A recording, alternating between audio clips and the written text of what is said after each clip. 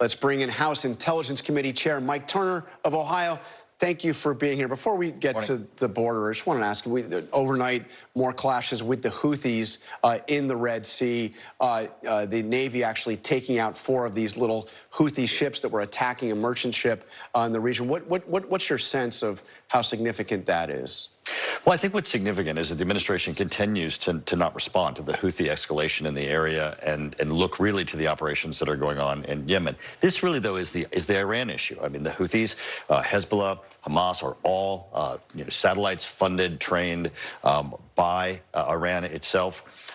This administration has been very timid in responding to escalations by Iran. In order to be able to address this, they're going to have to look at operations into Yemen where the capabilities are resident, where Iran continues to reload them as they attack commercial shipping areas and put at risk U.S. military. So should the president be ordering attacks on Houthi positions in Yemen? I think the president absolutely has to look at what actions need to be taken in Yemen to be able to prevent the Houthis to continue to put commercial and military vessels at risk. The fact that the president's not doing that is giving Iran a total pass and an ability to operate without consequences in the area. This is a franchise of Iran again, just like Hezbollah and Hamas is. And the administration's timidity is really very curious. Although now you've had 3 ships, small boats that have been taken out. They've been killed. But again, looks like self-defense by the Navy. But I also want to ask you about extraordinary events over the weekend in Ukraine. President Biden is saying that we're witnessing the most extensive aerial attacks on Ukraine since the start of the war. We now see Ukraine has hit a city inside Russia. How concerned are you about events in Ukraine? Well, I mean, very. I think a lot of this stems, again, from the fact that the administration is not providing the type of aid and assistance to Ukraine to be able to do the job that needs to be done. The administration's open policy is for Ukraine to push Russia out of Ukraine, to recapture Crimea, but they're not giving them the weapon systems and the capabilities to do so. And now Russia claims that the missile attack into Ukraine is a result of the attack that occurred on their naval vessel in Crimea. Certainly that was followed by an announcement of them withdrawing their naval capability from Crimea. That makes Ukraine more safe. Now, as we see with these types of attacks that Russia's doing, what they said that this was revenge or retaliatory response, this is not going to cause the war to tilt one way or another. Russia is not going to win by a missile barrage into Ukraine. What's happening on the battlefield, though, is a stasis. Russia's unable to make significant gains in Ukraine, and that certainly goes to the Ukrainians' will. But let me read you something that we heard from the Ukrainian foreign minister over the weekend about this latest aerial assault. He said, "Today, millions of Ukrainians awoke to the loud sound of explosions. I wish those sounds of explosions in Ukraine could be heard all around the world in all major capitals, headquarters, and parliaments, which are currently debating further support for Ukraine." You mentioned your concern that the Biden administration isn't giving Ukraine what it needs. But what about the problem in the House? I mean, are you going to come to an agreement that will provide additional funding to Ukraine?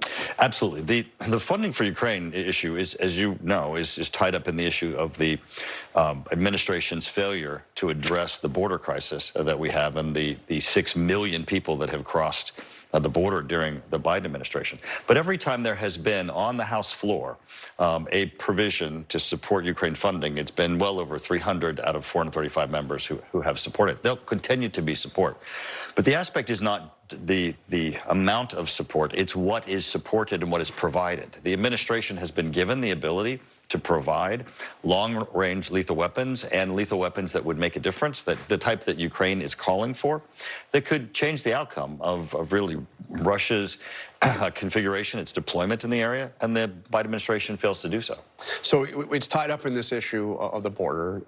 It looks like they're working towards a deal between the Senate and the White House.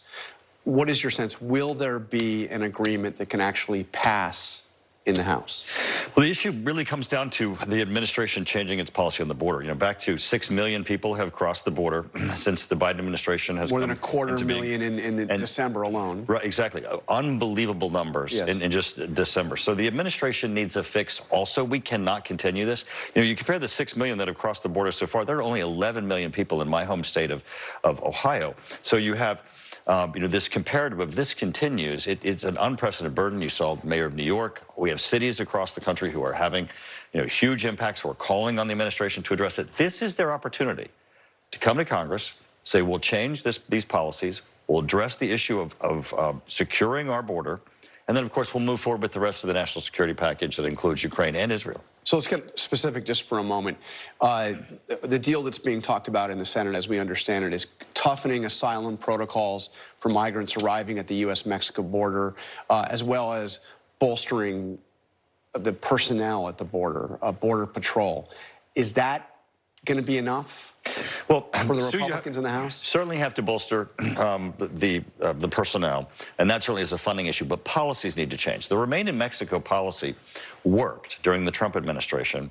It significantly impacted the flow and the ability for people to present themselves in the United States. And also, you know, we're going to need a border there that has a barrier. We're going to have some controls of our border. Every sovereign nation has to control their border. This is something the administration has an opportunity to step up to the plate right now and address. And what's at stake if you don't have an agreement here? I mean, not just in terms of the border, but because you've tied this to Israel and to Ukraine. Remember, the administration tied them together. When they proposed the national security package, they included border funding. It was Israel, Asia, Ukraine, and the border. So they began with their salvo of negotiations on the border. They just need to come to the table in a meaningful way. Okay, all right. Congressman Mike Turner, chair of the Intelligence Committee in the House, thank you very much for joining us. Thanks, John.